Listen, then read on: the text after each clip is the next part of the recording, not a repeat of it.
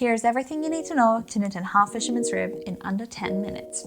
I'll cover how the stitches worked, how you identify the right side and the wrong side, how you measure your gauge swatch and why you should know your working gauge, how you fix a dropped stitch from the right side and from the wrong side, and how you frog an entire row and pick it back up again.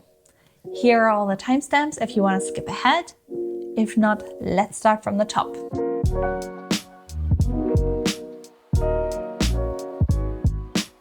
Half fisherman's rib is worked in a 2-stitch, 2-row repeat. The first row is a wrong side row. If it's worked in the round, I like to call it a rib round in my patterns. Here you simply knit 1 and purl 1 for the entire row or round. The second row is a right side row, or if you're working in the round, a half fisherman's rib round, as I like to call it in my patterns. And here, on all the knit stitches, you knit 1 below, which means that you knit into the stitch below the live stitch.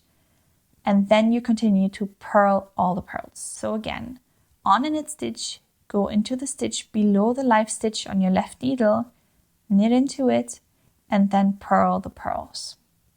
And this will create the distinct line definition and the plush, fluffy feel of a half fisherman's rib pattern. This is what the fabric looks like from the wrong side, and this is what the fabric looks like from the right side. On the right side, the knit stitches are a lot slimmer and more defined, and on the wrong side, the knit stitches grow much wider.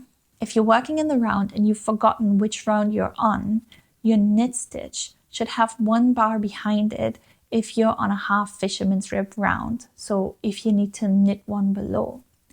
If it has 2 bars behind it, you're on a rib round, so you just knit those plainly. Here's a little tip if you have trouble keeping track of what round you're on. Use 2 interlocking stitch markers at the beginning of the round. If 1 stitch marker is on, it means you're on a rib round because you're only knitting 1 knit stitch. If both stitch markers are on, it means you're on a half fisherman's rib round because you're knitting 2 knit stitches because you go into the one below. Here's a tip if you are knitting flat. On the wrong side, you can actually just knit all the stitches. You don't have to do the knit 1, purl 1. And that's because on the right side, when you come to it, all the purl bumps on the knits will vanish because you're knitting into 1 below. So everything will look as it should, and you're saving some time. Next up, swatching.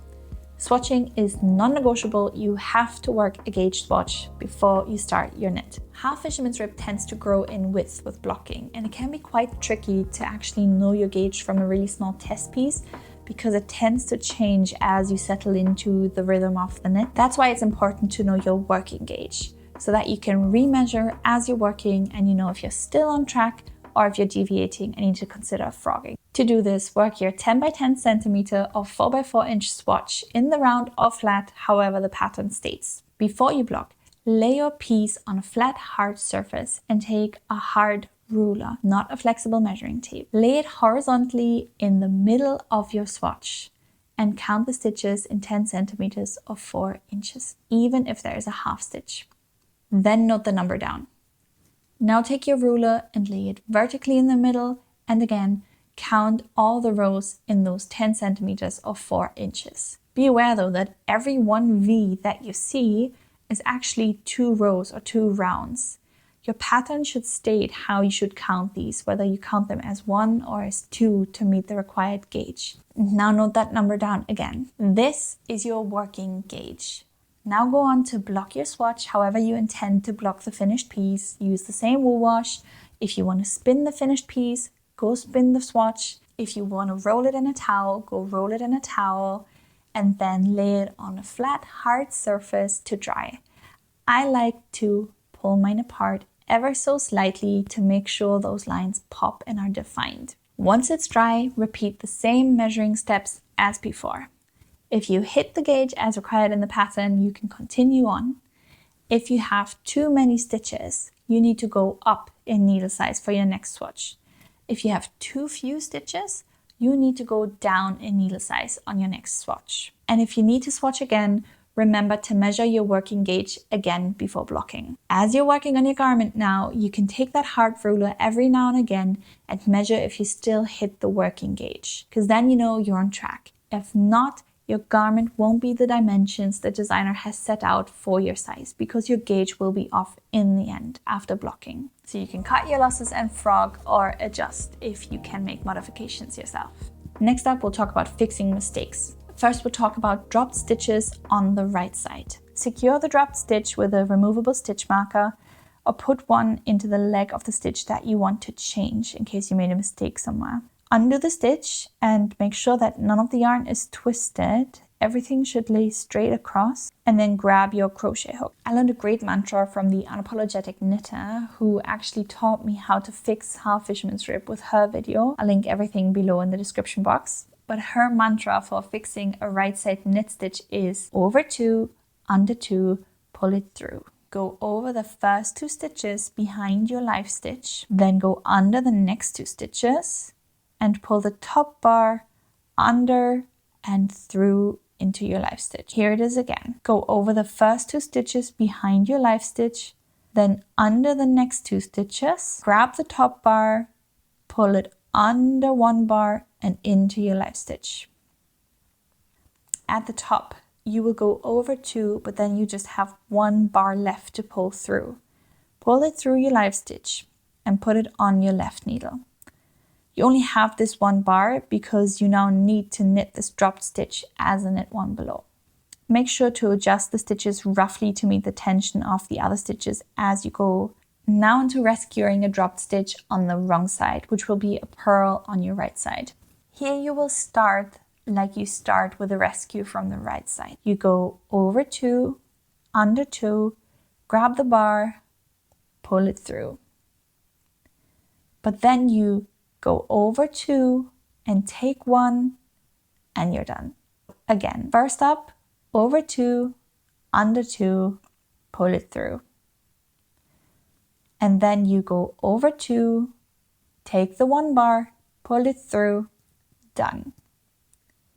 That's how you rescue stitches on the wrong side or the right side. Next up, unraveling a row or a round. So if you need to frog a length, this is how you do it.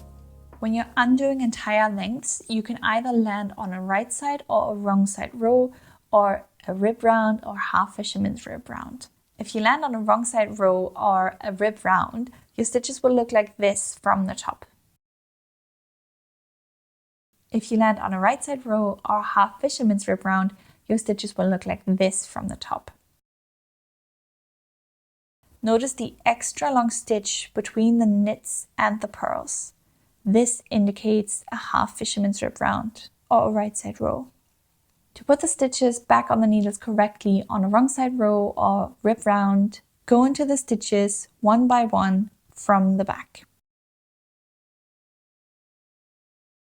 To put the stitches back on correctly for a right side row or a Half Fisherman's rib round, put the long leg on the needle first and then put the knit stitch on from the back again.